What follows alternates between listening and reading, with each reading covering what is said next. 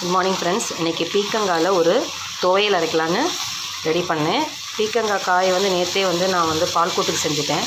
இது துவையல். இதுக்கு என்னென்ன போடணும்னா, கொஞ்சம் எண்ணெய் ஊற்றி உளுந்து ஒரு 2 ஸ்பூன் போட்டுக்கோங்க, துவரம்பருப்பு 2 ஸ்பூன் போட்டுக்கோங்க, ஒரு துண்டு புளி, 2 பல் பூண்டு, ஒரு வரமிளகா, கொஞ்சம் கருவேப்பிலை போட்டு எல்லாம் பொரிஞ்சோடனே காயை போட்டு நல்லா வணக்கணும்.